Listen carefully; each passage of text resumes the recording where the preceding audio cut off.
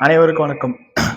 நம்ம இந்த பதாகையில என்ன பார்க்க போறோம் அப்படின்னு பார்த்தீங்கன்னா, இங்க எங்க இதுல இருக்கிற ஒற்றுப்படை என்ன, அதற்கான விதி எப்படி, அதை பற்றி தான் பார்க்க போறோம்.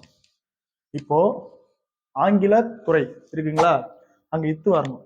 ஏன் இத்து வரணும் அப்படின்னு பார்த்தீங்கன்னா, இங்க இலக்கண அடிப்படையில பார்த்தீங்கன்னா 2 வகையான விதி அடங்கியிருக்கு. ஒன்று நன்னூல்ல சொல்லப்படக்கூடிய மவ்வீறு ஒழிய என தொடங்கக்கூடிய ஒரு விதி இருக்கு. அதாவது மகர ஈறு கெட்டுச்சுன்னா அதுக்கு அடுத்து வல்லின சொற்கள் வந்தது பாத்தீங்கன்னா அங்க இடையில வல்லொற்று மிகும். இப்போ இது எப்படி பிரிச்சது சொல்லுங்க, ஆங்கிலம் கூட்டல் துறை அப்படின்னு சொல்லலாமா? அப்ப ஈட்டுல மகரம் இருக்கு, அந்த மகரம் கெட்டு அதற்கு அடுத்து வல்லின வந்ததுன்னா அங்க வல்லொற்று மிகும். இன்னொரு விதி என்னன்னு பாத்தீங்கன்னா இரு பெயரொட்டு பண்பு தொகை.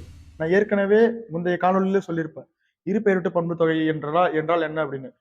அதாவது ஒரு பொது பெயரும் ஒரு சிறப்பு பெயரும் வருவது பாத்தீங்கன்னா அதுதான் இரு பெயரொட்டு பண்பு தொகை அப்படின்னு சொல்லுவாங்க. இப்ப இதுல எது பொது பெயர் எது சிறப்பு பெயர் பாருங்களேன். துறை துறை என்பது பொது பெயர், ஆங்கில துறை என்றது ஆங்கிலம் என்பது சிறப்பு. ஆகவே ஒரு பொது பெயரும் ஒரு சிறப்பு பெயரும் வந்திருக்கு. இது தமிழ் துறைன்னு பாத்தீங்களா, தமிழ் துறைன்றது ஒரு இருபெயரொட்டு பண்பு தொகை தான், அங்க வல்லொற்று மிகும். அதே போல இங்க இருபெயரொட்டு பண்பு தொகை துறை ஆங்கிலம் ஆங்கிலத்துறை. ஆகவே இங்கு இடையில் வல்லொற்று மிகும் என நான் இந்த காணொலியில் உங்களிடம் பகிர வந்துள்ளேன். நன்றி.